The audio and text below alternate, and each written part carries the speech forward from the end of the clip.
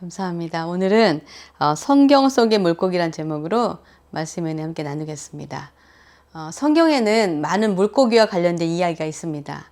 선지자 요나가 니느웨로 가서 회개의 경고를 하라는 하나님의 말씀을 어기고 그들이 멸망당하기를 바랬던 그는 그 당시에 세상 끝으로 알려져 있던 스페인으로 가려고 배를 탔습니다. 하나님께서 그 배를 막으시려 풍랑을 만나게 하심으로 결국 선원들에 의해서 바다에 던져진 그를 큰 물고기가 삼켜 3일을 회개하니 물고기는 그를 무트로 뱉어낸 이야기를 우리는 잘 알고 있을 것입니다. 뿐만 아니라 신약 성서에는 베세다 들녘에서 예수님의 말씀을 듣고자 모인 5천 명이 넘는 사람들이 먹을 것이 없는 것을 보시고 긍휼히 여기신 주님께서 제자들에게 그들이 가진 것이 있는지 물으셨습니다. 그때 한 소년이 자신이 가진 물고기 2마리와 보리떡 5개를 드리자 그것을 들어 축사하시고 많은 무리를 먹이시고도 12광주리가 남았다는 이야기를 우리는 알고 있습니다. 이처럼 신약 성경에 물고기 이야기가 많은 것은 예수님의 주 사역지가 갈릴리 호수 주변이어서 그랬을 것입니다. 갈릴리 사람들의 생업이 주로 어업이었습니다. 그래서 예수님의 제자들 중에서 베드로, 요한, 야고보, 안드레 등 많은 제자들이 어부 출신이었습니다. 그래서 물고기는 그들의 삶 가운데 친숙한 소재였습니다. 예수님은 왜 어부 출신의 제자들을 많이 부르셨을까 생각해 보게 됩니다. 그들은 공부도 제대로 하지 못했고 거친 바다를 상대로 하는 뱃사람들이었기 때문에 강하고 거친 기질의 사람들이었습니다. 주님은 당시 종교와 정치의 중심지였던 예루살렘이 아닌 저 북쪽의 변방 갈릴리에서부터 사역을 시작하시면서 어부들을 제자로 부르셨습니다. 왜냐하면 예루살렘의 사람들은 예수를 메시아로 받아들일 자세가 되어 있지 않았기 때문입니다. 오히려 예수님이 메시아라면 자신들이 가지고 있던 권력이나 기득권을 다 잃을 수 있다고 생각했기 때문에 어떻게든 예수님을 죽이려고 하는 자들이었기 때문에 그 주님은 그들 가운데서 제자를 택하지 않으신 것입니다. 예수님께서 어부들을 택하신 또 다른 이유는 물고기를 잡으려면 집중해야 되고 또한 그물을 깁고 던지는 일을 하려면 여러 사람이 협동해야 했기 때문에 그런 그들의 경험과 기질을 사용해서 사람을 낚는 사역에 쓰시려고 하신 것입니다. 낚시할 때 얼마나 집중해야 되는지 모릅니다. 다른 데 신경 쓰다가는 물고기가 미끼만 먹고 사라지기 때문에 낚시할 때는 낚시 끝을 몇 시간이라도 바라보고 있어야 하듯이 사람을 전도하고 하나님께 인도하려면 한눈을 팔지 않아야 하는 것과 마찬가지입니다. 이런 모든 어부로서의 집중적인 기질과 어업에 필요한 공동체의 협동심 등이 결국 초대교회에 잘 반영된 것을 보게 됩니다. 갈릴리에서 어부로서 잔뼈가 굵은 그들이 예수님이 부르시자 자신들의 생업에 중요한 그물을 던져두고 주님을 따랐다는 것은 그들이 예수님을 메시아로 믿었다는 것을 의미합니다. 마태복음 4장 18절에서 22절에 이렇게 기록하고 있습니다. 갈릴리 해변에 다니시다가 두 형제 곧 베드로라 하는 시몬과 그의 형제 안드레가 바다에 그물 던지는 것을 보시니 그들은 어부라. 말씀하시되 나를 따라오라. 내가 너희를 사람을 낚는 어부가 되게 하리라 하시니 그들이 곧 그물을 버려두고 예수를 따르니라. 거기서 더 가시다가 다른 두 형제 곧 세베대의 아들 야고보와 그의 형제 요한이 그의 아버지 세베대와 함께 배에서 그물 깁는 것을 보시고 부르시니 그들이 곧 배와 아버지를 버려두고 예수를 따르니라. 그들이 오랫동안 먹고 살던 생업을 예수님의 말 한마디에 그만두고 집을 떠나 예수님과 함께 공동생활을 하는 것은 결코 쉬운 결정이 아니었을 것입니다. 그것은 주님이 메시아라는 확신이 없거나 긴가민가 했다면 결코 그렇게 모든 것을 버리고 떠나지는 못했을 것입니다. 누가복음 5장 3절에서 6절은 그들이 예수님을 따르게 된 배경을 이렇게 기록하고 있습니다. 예수께서 한 배에 오르시니 그 배는 시몬의 배라. 육지에서 조금 떼기를 청하시고 앉으사 배에서 무리를 가르치시더니 말씀을 마치시고 시몬에게 이르시되 깊은 데로 가서 그물을 내려 고기를 잡으라. 시몬이 대답하여 이르되 선생님 우리들이 밤이 새도록 수고하였을 때 잡은 것이 없지만은 말씀에 의지하여 내가 그물을 내리리이다 하고 그렇게 하니 고기를 잡은 것이 심이 많아 그물이 찢어지는지라. 베드로는 전문 어부였습니다. 그래서 그는 어부로서의 경력이 풍부했습니다. 그런 그가 밤새도록 고기 한 마리 잡지 못했는데 목수 출신 예수님께서 깊은 곳에 그물을 던지라고 하셨을 때 속으로 말도 안 된다고 생각했을 것입니다. 왜냐하면 아침에는 물고기가 깊은 곳에 없다는 것을 지금까지 자신의 경험으로 너무나 잘 알고 있었기 때문입니다. 그러나 아무 소용없을 것이나 선생님이 굳이 그렇게 말씀하시니 당신 말대로 내가 한번 그물을 던져보리다 라는 못마땅한 마음으로 그물을 던진 것입니다. 그런데 그물이 찢어질 정도로 많은 물고기가 잡혀 자신의 배에 다 실지도 못하고 동업자의 배에도 가득하게 되었을 때 베드로는 자신의 속마음이 바르지 못했기 때문에 죄인이라고 주님 앞에서 고백합니다. 그들이 이 놀라운 기적을 경험하고는 자신을 따르라는 예수님의 말에 따르게 된 것입니다. 누가복음 5장 10절에서 11절은 이렇게 말씀하고 있습니다.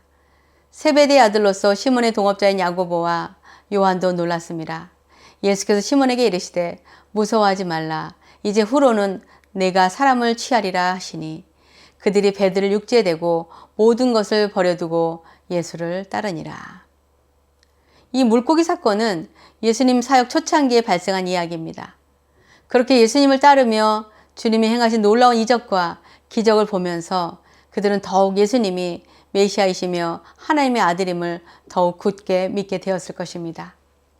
그런데 그들이 메시아로 믿었던 예수께서 십자가에 달려 돌아가셨을 때 제자들의 마음은 얼마나 상심이 되고 자신들이 지금까지 믿고 따랐던 예수님은 자신들을 희망 고문한 분으로 생각하게 되었을지도 모릅니다.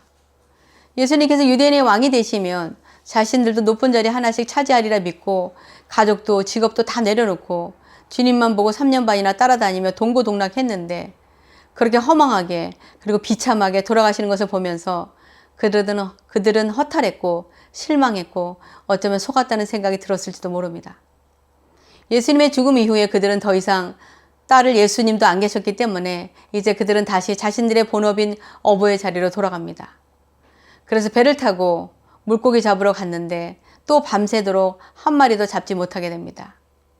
오늘의 본문 말씀 요한복음 21장 1절에서 4절은 이렇게 기록하고 있습니다. 박정규 집사 읽어주시면 감사하겠습니다. 요한복음 21장 1절에서 4절. 그 후에 예수께서 디베랴 호수에서 또 제자들에게 자기를 나타내셨으니 나타내신 일은 이러하니라. 시몬 베드로와 디두무라는 도마와 갈릴리 가나 사람 나다니엘과 세베대의 아들들과 또 다른 제자들 둘이 함께 있더니 시몬 베드로가 나는 물고기 잡으러 가노라 하니 그들이 우리도 함께 가겠다 하고 나가서 배에 올랐으나 그날 밤에 아무것도 잡지 못하였더니 날이 새어갈 때 예수께서 바닷가에 서셨으나 제자들이 예수인 줄 알지 못하였죠. 네. 이렇게 밤새 헛땅친 그들에게 주님께서 배 오른쪽으로 그물을 던지라고 말씀하셨습니다. 그 말씀에 순종했을 때 밤새 한 마리도 잡지 못한 베드로는 고기가 많아서 그물이 들리지 않는 것을 경험합니다. 그래서 오늘 본문 말씀 5절에서 7절에 이렇게 설명하고 있습니다. 예수께서 이르시되 얘들아 너희에게 고기가 있느냐 대답하되 없나이다. 이르되 그물을 배 오른편에 던지라. 그리하면 잡으리라 하시니 이에 던졌더니 물고기가 많아 그물을 들 수 없더라. 예수께서 사랑하시는 그 제자가 베드로에게 이르되 주님이시라 하니 시몬 베드로가 벗고 있다가 주님이라 하는 말을 듣고 겉옷을 두른 후에 바다로 뛰어내리더라. 요한은 자신을 예수님께서 사랑하시는 제자라고 항상 표현합니다. 요한복음에서 자신이 베드로에게 그 말씀을 하신 분이 예수님이라고 하자 예의를 갖추려고 겉옷을 두르고 주님을 먼저 만나뵈려고 헤엄쳐 간 것입니다. 그렇게 잡은 물고기 수가 우리가 잘 아는 153마리입니다. 이것은 보통 사이즈가 아닌 큰 사이즈의 고기였다고 합니다. 이것을 본따서 우리나라 유명한 볼펜 만드는 모나미라는 회사 사장은 모나미 볼펜에 153이라는 숫자를 새겨 넣어 팔았습니다. 그런데 왜 하필 153이라는 숫자라고 정확히 명시했을까 싶습니다. 유대인들은 자신들의 히브리어 글자를 숫자로 매겨서 사용했습니다. 그래서 히브리어로 하나님의 아들들이란 말인 베니하 엘로힘이라는 말을 그 다음 숫자 값을 모두 더하면 정확히 153이 되기 때문에 이 153은 하나님의 백성들, 하나님의 자녀들이란 뜻을 가지고 있습니다. 비슷한 예로 로마의 황제들이 기독교를 극심하게 핍박하자 예수 믿는 사람들이 카타콤이라고 불리는 지하 무덤에 모여서 예배드렸습니다. 이때 물고기 모양으로 모이는 물고기 모양을 가지고 모이는 장소나 신자들이 서로 통했는데 이 물고기를 그래서 암호처럼 사용했습니다. 그리스어로 물고기는 익수스라고 말합니다. 근데 그 익수스라는 말의 앞에 단어를 모두 모으면 예수 그리스도는 하나님의 아들이고 구세주라는 뜻입니다. 이렇게 물고기는 예수님과 관계가 많이 있습니다. 예수님은 실망과 시리에 빠져 예수님의 제자로서의 삶을 포기하고 자신들의 예전의 삶으로 돌아간 제자들을 찾아가셔서 뭐 하는 짓이냐고 야단치시거나 책망하지 않으시고 밤새 고생했으나 빈손으로 아무 수확도 없는 그들이 주님의 말씀을 순종했을 때 비로소 자신들이 원했던 물고기를 얻게 하셨습니다. 그리고 그들을 위해 조반을 만들어 먹이시고 위로해 주셨습니다. 주님은 마땅히 책망받아야 할 우리를 긍휼히 여기시는 그런 분이십니다. 예수님께서 십자가에 못 박히시기 전에 여러 번 자신이 고난받아 죽으신 후에 3일 만에 다시 살아나실 것을 말씀해 주셨어도 제자들은 깨닫지 못하고 자신들의 인간적인 생각으로 죽음이 끝이라고 생각했기 때문에 주님의 부활을 온전히 믿지도 깨닫지도 못했던 것입니다. 그들이 그것을 알았다면 그렇게 다시 갈릴리로 가서 예전의 삶으로 돌아가지는 않았을 것입니다. 그렇게 부족한 제자들을 다시 찾아오셔서 밤새 몸과 마음이 지친 제자들을 먼저 물고기 많이 잡게 해주심으로 그들의 마음을 위로해 주시고 또 조반을 만들어서 육의 양식도 공급해 주심을 보게 됩니다. 주님의 위로하심과 공급하심의 은혜는 오늘날 우리에게도 동일하게 주어집니다. 왜냐하면 우리들도 주님의 제자들이기 때문입니다. 우리들도 부활하신 주님을 믿지 못하거나 부활의 의미를 깨닫지 못하면 예수님의 제자로서의 길을 계속 가지 못하고 다시 우리 예전의 삶의 모습으로 돌아가게 됩니다. 예수님은 제자들에게 죽음의 권세를 이기시고 부활하신 주님의 증인이 되라고 명하시고 하늘로 승천하셨습니다. 그것이 제자된 우리들의 사명입니다. 우리는 세상 속에서 세상의 가치관을 가지고 살던 옛사람의 모습으로 다시 돌아가서는 안 됩니다. 이것은 마치 하나님께서 이집트에 10가지 재앙을 내리심으로 바로로 하여금 이스라엘 백성을 보내게 하신 후에 홍해를 가르시고 하늘의 만나를 내려 아무 먹을 것도 없는 광야에서 그들이 필요한 것들을 채워주셨습니다. 그러나 그들은 그것을 다 잊어버리고 모든 것이 부족하고 척박한 광야가 싫어 다시 애굽으로 돌아가는 것이 낫겠다고 다시 노예라도 애굽에서는 부추도 먹고 맛있는 거 많이 먹었다 하면서 애굽으로 돌아가겠다고 모세와 아론을 원망하며 죽이려 한 것과 마찬가지입니다. 하나님은 400년이 넘도록 이집트에서 종살이 하던 그들에게 이제 자유의 몸이 되어 젖과 꿀이 흐르는 가나안 땅에 들어가시게 하는 축복을 주시려고 하셨습니다. 그러나 그들은 그 가는 길이 고되고 힘들기에 차라리 이집트에서 종살이 하던 데가 더 낫다고 다시 돌아가는 것은 하나님의 말씀에 불순종하는 것일 뿐만 아니라 하나님을 배반하는 일이며 하나님이 주실 축복을 받지도 못하는 길입니다. 그래서 그들을 모두 진멸하라고 하셨지만 하나님 모세의 중보기도를 들으시고 그들에게 자비를 베풀어서 살려주셨던 것입니다. 우리들은 어떻습니까? 혹시 오늘 우리가 당면한 문제가 너무 다급해서 다시 예수님을 믿기 전의 모습으로 돌아가려고 하지는 않는지 돌아보기 원합니다. 우리가 주님을 따르기 전에 세상 속에서 세상의 즐거움과 쾌락을 누리며 살던 우리의 모습을 버리고 하나님의 자녀로 살아가기로 결단했었다가 주님을 따르다 보니까 손해보는 것도 너무 많고 세상을 제대로 즐기지도 못하고 나의 기쁨과 만족을 위해 살지 못하고 오히려 다른 사람들과 힘든 이들을 섬기고 사랑하고 주님의 말씀을 순종하며 사는 것이 너무 피곤하고 지칠 때가 있을 것입니다. 그런 때에 그런 우리의 모습을 보시고 예수님께서 제자들을 찾아오셨듯 우리에게도 찾아오실 것입니다.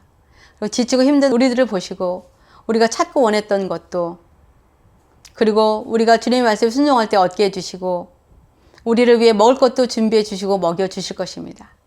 그렇게 위로해 주시고 격려해 주심으로 우리로 하여금 주님의 사랑을 다시 깨닫게 하시고 주님의 제자로서의 삶을 다시 살아가게 해 주시고 우리에게 주셨던 사명을 다시 일깨워 주실 것입니다. 그 사명은 바로 주님께서 우리에게 맡기신 양을 잘 먹이라는 것입니다. 오늘의 본 말씀 끝에 이렇게 주님은 베드로에게 요한복음 21장 17절에 말씀하신 것을 보게 됩니다. 세 번째 이르시되 요한의 아들 시몬아 내가 나를 사랑하느냐 하시니 주께서 세 번째 내가 나를 사랑하느냐 하심으로 베드로가 근심하여 이르되 주님 모든 것을 아시오매 내가 주님을 사랑하는 줄을 주님께서 아시나이다. 예수께서 이르시되 내 양을 먹이라. 결국 우리들도 주님을 진정으로 사랑한다면 주님께서 우리에게 주신 사명을 감당해야 하는 것입니다. 말씀을 맺겠습니다. 성경은 여러 곳에 물고기에 관한 이야기가 있습니다. 어부가 물고기를 잡듯 그들은 예수님을 만난 후에 사람을 낚는 어부들이 되었습니다. 그런데 그들이 다시 물고기 잡는 어부로 돌아갔을 때 주님께서 그들을 찾아가셔서 위로하시고 격려해 주신 후에 다시 부활하신 주님의 증인으로서의 삶을 살게 하셨습니다. 그러면 우리들도 살아가다가 주님을 잊어버리고 사명도 포기하고 다시 예전의 세상 속에서의 삶으로 돌아가서는 안 될 것입니다. 힘들고 지쳐있을 때 우리를 찾아오셔서 우리의 영혼의 소원을 이루어 주시고 피곤한 육신을 필요한 양식으로 채워주심으로 우리로 하여금 다시 사명의 길을 걷게 하실 주님을 믿고 바라보아야 합니다. 그래서 우리를 부르신 주님의 제자로서의 삶을 온전히 살아가게 되시기를 주님의 이름으로 축원합니다.